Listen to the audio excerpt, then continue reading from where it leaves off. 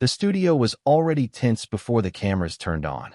Not chaotic, not loud, just tense in the way that happens when everyone in the room knows something might go wrong, and no one's sure who will pull the trigger. The View had booked what producers called a new generation debate. Karoline Leavitt, the youngest ever White House press secretary, representing one perspective. Congresswoman Jasmine Crockett, the fierce voice from Texas, representing another. Two women under 40. Two different visions. One stage. What the producers hadn't told either woman was that they'd deliberately crafted questions designed to ignite conflict. 3 hours before airtime, both teams discovered the ambush. Leavitt's chief of staff threatened to pull her from the show. Crockett's team demanded to see the question cards. But ABC held firm. This was ratings gold, and they knew it. Backstage, Karoline Leavitt sat in makeup, reviewing her notes one final time. At 27, she'd learned to armor herself with preparation. Every possible question anticipated. Every attack point memorized. Every defense ready. Her deputy knocked and entered. Karoline, they've changed the format. Both of you on stage for the entire segment. Karoline didn't look up from her notes. Of course they have. Meanwhile, Jasmine Crockett paced her green room like a caged tiger. She'd built her reputation on fearless confrontation, on saying what others wouldn't. But something about today felt different. Orchestrated. Her communications director burst in. Jasmine, we just found out. They're planning to ask about the committee hearing from last month. Jasmine stopped pacing. The one where I called out. Yeah, that one. Jasmine's jaw tightened. They want to fight. Fine, but it'll be on my terms. At 10:45 a.m., the studio audience filed in with unusual energy. Word had leaked about the guest pairing. Political junkies and casual viewers alike, since they were about to witness something unprecedented. The hosts took their seats. Whoopi Goldberg surveyed the crowd with the careful eye of someone who'd moderated enough explosive moments to recognize when another was brewing. After the opening Hot Topic segment, Whoopi turned to camera. Ladies and gentlemen, we have two remarkable young women joining us today. Please welcome Press Secretary Karoline Leavitt and Congresswoman Jasmine Crockett. Both women emerged simultaneously from opposite sides of the stage. The symbolism wasn't lost on anyone. They met at center stage, extended hands, shook professionally, but their eyes told a different story. They sat with one empty chair between them. Neither had requested it. Both had independently decided on the same defensive positioning. Joy Behar jumped in first. So, ladies, you're both under 35, both powerful voices for your parties. What's it like being young women in such hostile political environments? Jasmine answered first. It's about using that hostility as fuel.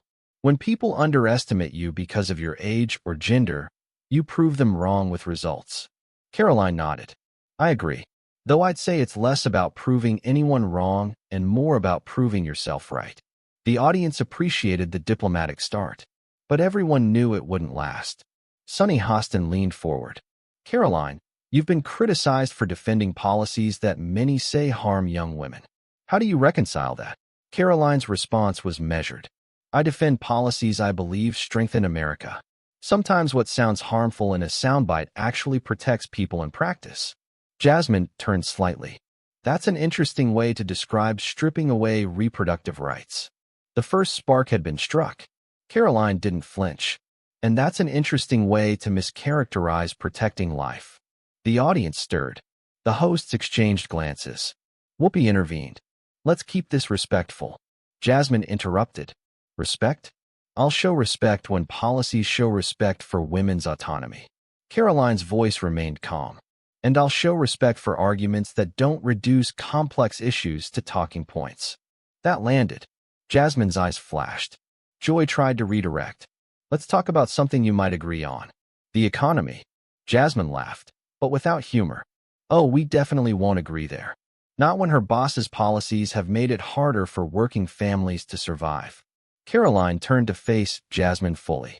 Congresswoman, inflation was already spiraling when we took office. We inherited. Jasmine cut her off. You inherited a recovering economy and drove it off a cliff with tax cuts for billionaires. Karoline's composure finally cracked. That's completely false, and you know it. What I know, Jasmine shot back, is that you stand at that podium every day and spin fiction as fact.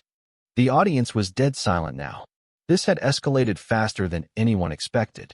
Karoline's voice dropped. At least when I speak, I don't need to shout to be heard. Jasmine stood up. Not aggressively. Just stood. Maybe if you said something worth hearing, volume wouldn't matter.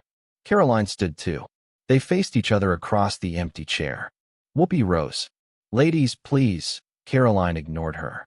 You know what, Congresswoman? You've built your entire brand on being loud. On viral moments. On clever comebacks. But what have you actually accomplished? Jasmine stepped closer. More than defending the indefensible every day at 2 p.m. Is that what you think I do? Karoline's voice was dangerously quiet. Defend the indefensible. I think, Jasmine said slowly. You're smart enough to know better and choose not to care. Something shifted in Karoline's expression.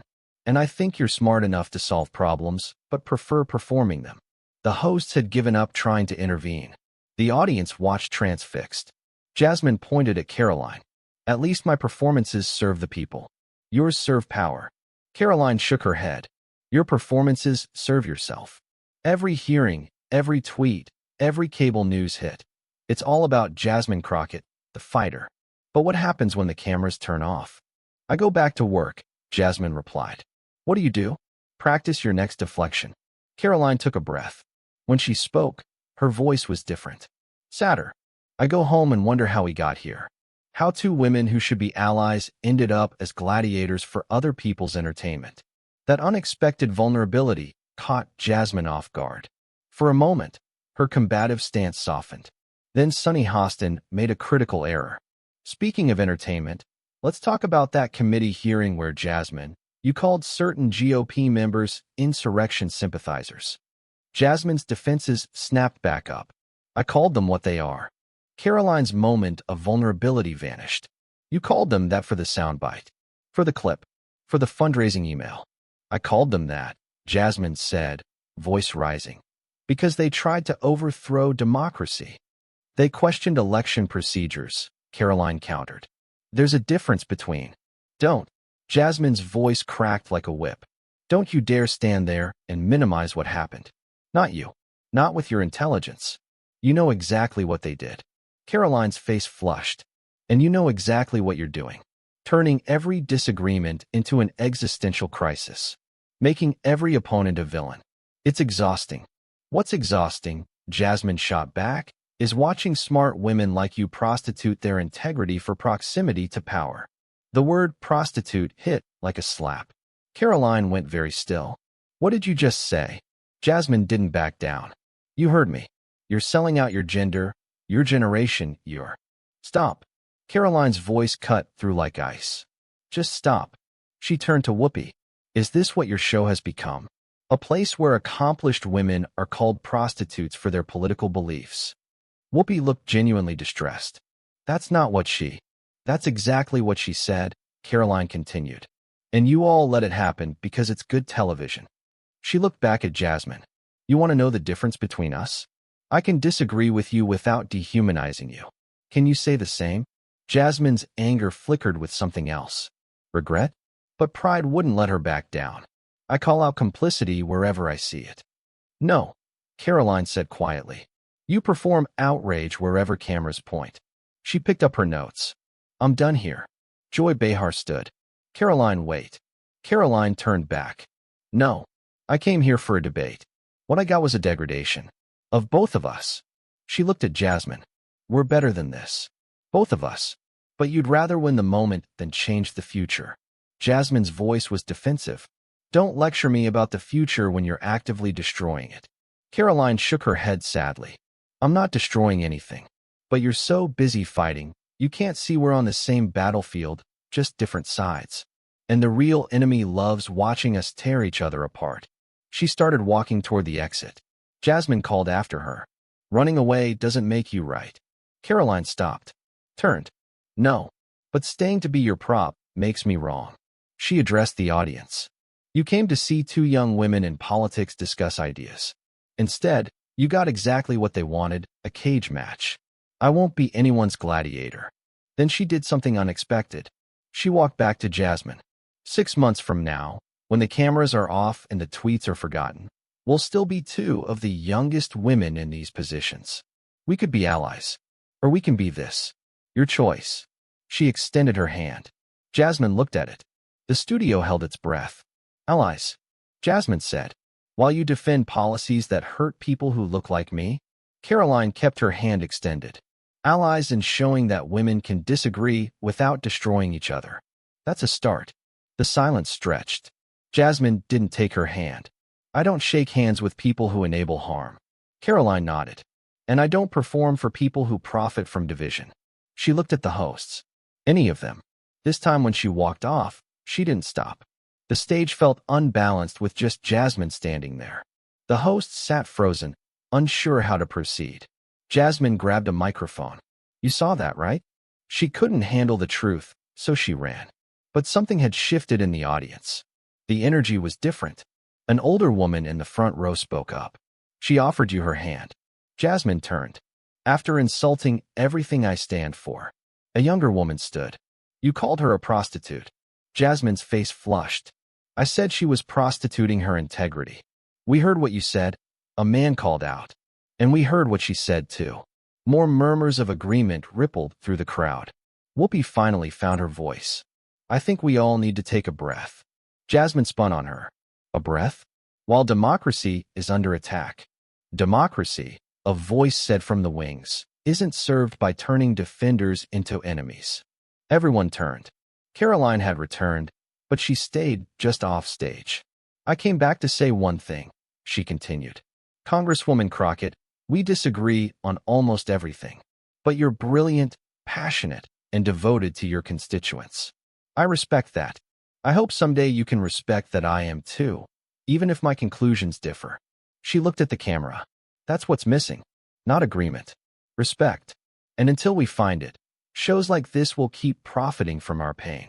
Then she left. For real this time. Jasmine stood alone on stage, microphone in hand, suddenly unsure what to say. The show cut to commercial, but the moment had already gone viral. Within hours, #RespectNotAgreement was trending. The clip played on every network. But not the fight. The hand extended. The hand refused. The return. The final words.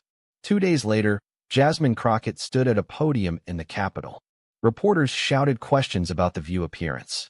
She raised a hand for silence, then said something no one expected. Press Secretary Leavitt was right about one thing. We can disagree without dehumanizing. I forgot that. I'm not apologizing for my positions, but I am apologizing for my methods. We can do better. I can do better.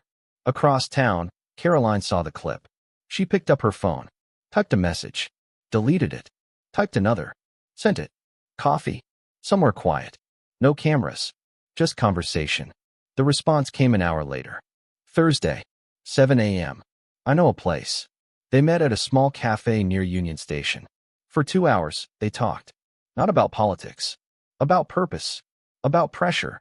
About being young women carrying the weight of movements on their shoulders. They didn't become friends.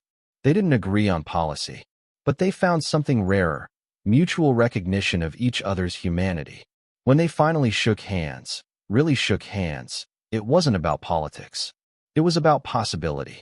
The possibility that fierce disagreement didn't require mutual destruction. That strength could coexist with grace.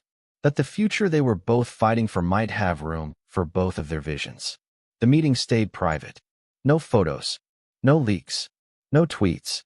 Just two young women choosing respect over ratings. And sometimes, that's how real change begins. Not in the noise. In the quiet conversations after the storm.